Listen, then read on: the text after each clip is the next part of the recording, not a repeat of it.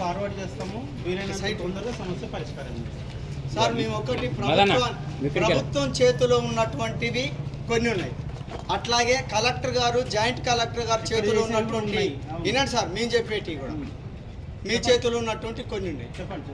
మేము కోరేది ఏంటంటే పంటలకి మద్దతు ధరలు గిట్టుబాటు ధరలు మీరు ఇవ్వలేరు, అది మీ చేతిలో ఉన్నటువంటి కాదు.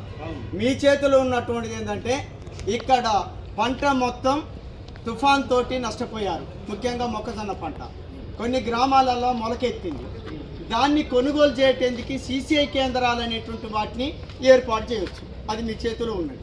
ఆ సీసీఐ కేంద్రం అనేది ఇల్లందు మండలంలో ముకుందాపురం, కొమరారం, టేకులపల్లి మండలంలో బోర్డు అనేటువంటి 3 కేంద్రాలు ఉన్నాయి. అవి ఏజెన్సీ ప్రాంతాలు. దాదాపు వేలాది ఎకరాల మొక్కజొన్న వేశారు ఆ ప్రాంతంలో మొలకెత్తేది. ఈ 3 సెంటర్లలో సీసీఐ కేంద్రాన్ని ఏర్పాటు చేయమనేటువంటిది కోరుతుంది. అట్లాగే చట్టవిరుద్ధంగా ఇక్కడ కొంతమంది మధ్య దళారీలు పంటని కొనుగోలు చేస్తున్నారు.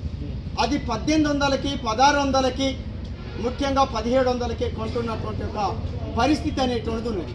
చట్టవిరుద్ధంగా జరుగుతున్న ప్రభుత్వ అధికారులు పట్టించుకోవాలి, వాళ్ళ ఖాతాల్ని సీల్ చేయాలి, లేదా వాళ్ళకి లైసెన్స్ లేకుండా కొనుగోలు చేస్తే వాళ్ళ మీద కేసులు నమోదు చేయాలి, వాళ్ళని అరెస్ట్ చేసేటువంటి రైట్స్ కూడా ఉన్నాయి.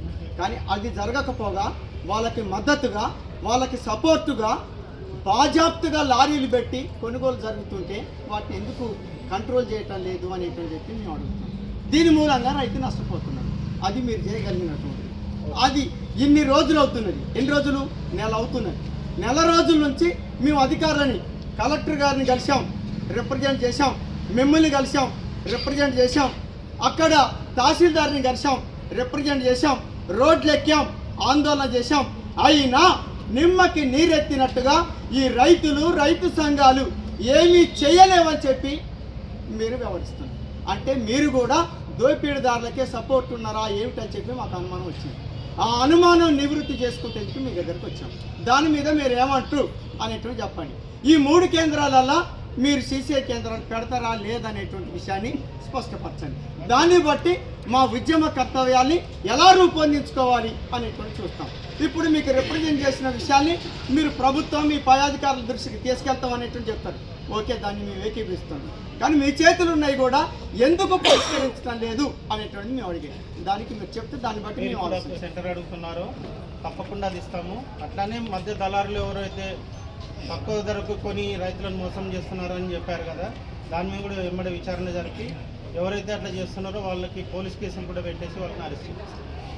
గ్రామ అధికారులకు తెలియకుండా, మండల అధికారులకు తెలియకుండా లోన్లు పంట తక్కువ రేటుకు ఎందుకు పోతుందో దాని మీద మీరు సీరియస్గా ఉంటే 2 రకాల అధికారులు ఇక్కడే ఉన్నారు కాబట్టి మీరు ఆ పని చేసి పెట్టాలి. రిజల్ట్ మాకు కనపడకపోతే మన జిల్లాలో అదనపు ఆందోళన వస్తాయి. బోర్డు సెంటర్ల ఈ 2 సెంటర్లలో ఎప్పటికల్లా పెట్టగలిగే అవకాశం ఉంది సార్. ఇప్పుడే ఇచ్చారు కదా, నేను అధికారులతో మాట్లాడాలి కదా, నేను వీడియో కాన్ఫరెన్స్కి వచ్చాను. అది కాగానే ధన్యవాదాలు సార్. మాకు